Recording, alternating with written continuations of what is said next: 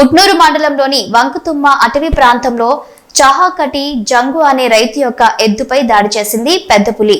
ఉట్నూరు మండలంలోని చీమనాయక్ తండా నాగపూర్ సరిహద్దు ప్రాంతంలో పులి పాదముద్రలు కనిపించాయి.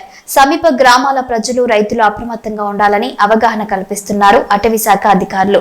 నార్నూర్ లేదా జైనూర్ మండలంలోకి పెద్ద పులి ప్రవేశించే అవకాశం ఉందని సమాచారం.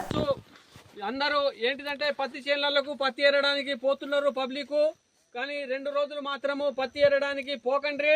మరియు మీ యొక్క పశువులు మేకలు ఏవైనా కానీ వదలకండి. 2 రోజులు కట్టుకొని ఇంటికాడ వాటికి మేత వేసే ప్రయత్నం చేయండి. పులి తిరుగుతున్నది.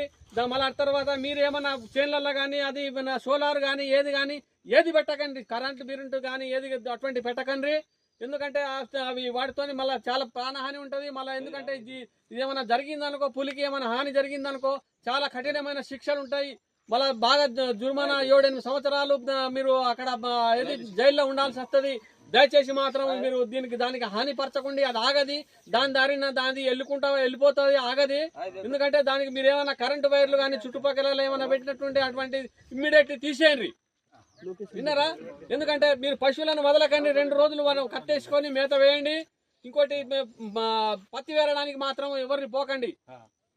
ఎందుకంటే అది అటాక్ చేస్తుంది. మరి ఎందుకంటే రేపటి రోజు మళ్ళీ అయిన తర్వాత లాభం లేదు. కాకముందే మనం జాగ్రత్త పడాలి. పెట్టకుంటే సంతోషమే, పెట్టకుంటే చాలా సంతోషము. కానీ ఒకవేళ అటువంటి ఉంటే అటువంటి పెట్టకండి చెప్తున్నా.